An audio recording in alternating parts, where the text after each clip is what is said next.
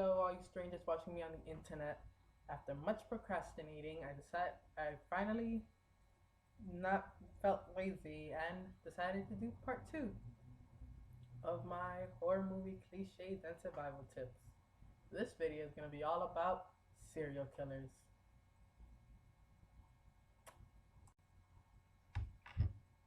In my opinion, I feel like most horror movies are like, well, not most. I mean about 45% of horror movies are like basically serial killers slash well, no, murder, the same thing. But yeah, serial killers, people just killing other people for no apparent fucking reason. And well, there's like about four things that always happen in those movies. Like four things people always do and fuck up and get themselves killed. Cliche number one. Why would anyone want to why, why does everyone decide to have sex while your best friends are being killed? I mean, this is like, oh my god, I can't believe she's dead. I am so fucking wet right now. Why do you want to fuck while your friends are being killed? Keep it in your pants. You might live. Especially if your ass is being chased and fucking, especially if you're in that specific group that's dying. Like if it started off of a group of fucking 8 people and you're down to fucking 5, and you and your boyfriend or you and your girlfriend are alive, why would you? When do you think it's the right time to have sex? Because obviously it's not. Cliche number two.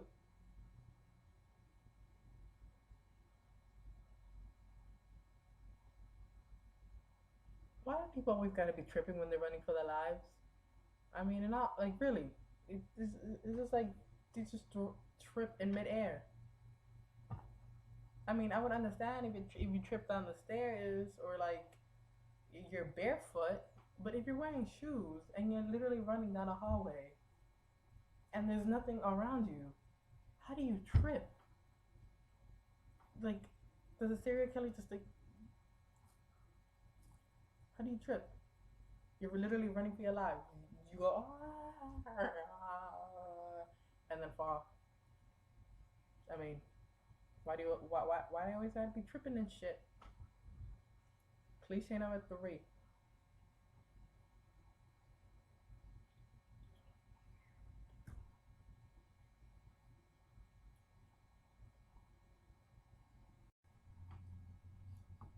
Cliche number three.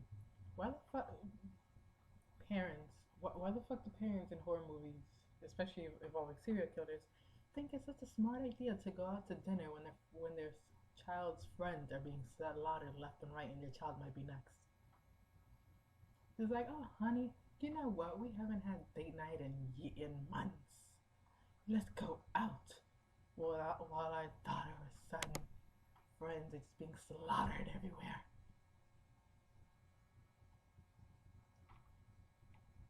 Really though, why the fuck do they always want to go out to eat when their child's friend is dying? Does that put a spark back up in the relationship, knowing their child might die? Cliche number four, where the victim always hides, er, under the bed, in the closet, in the bathroom, in their car, in the basement, and etc. All they When they hide, they always hide in the most easiest places to find them. You might as well just stand in the middle of the fucking living room with a lampshade on your head and a sign that says, "I'm not a person, I'm a lamp." Because you're gonna die either way. You know what? I just remembered another cliche. This is cliche number five. Cell phones and phones in general. Why the fuck in the middle of the house for some odd reason their phone just doesn't have service anymore? I mean, I understand I mean, there's probably like one or two places in your house where your signal's really, really, really crappy. But in the middle of the living room, you ain't got no damn signal on your phone. Especially these motherfuckers have Verizon and shit.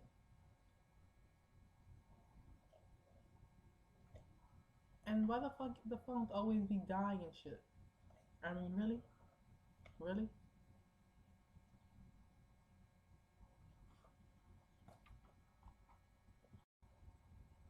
Alright, now, here are some quick survival tips. If you ever find yourself in a situation with serial killers, tip number one, don't have sex while your friends are being murdered and when you're probably next. Don't. Keep that shit in your pants.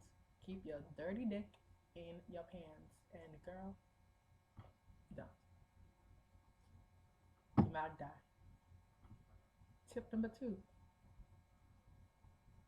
don't split up. If you know, if you know you're started off of a group of 8 and you down to fucking 5, just have sleepovers in every person's house. Just a sleepover every day of the week. It doesn't matter if they're school. Sleep over their house. You might live. Don't none of this Scooby-Doo bullshit saying, "Hey guys, let's split up." I'm surprised the mystery gang are still alive. One of these things they're gonna like bump into a real fucking psycho. Then no more Scooby-Doo. Tip number three: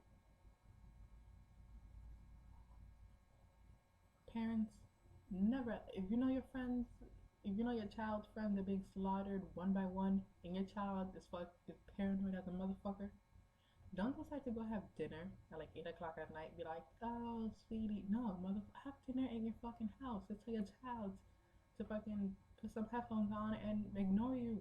They probably still do that anyway. But don't leave the house while your son or daughter's friends are being murdered left and right. No, just stay in the fucking house. Don't go out to dinner.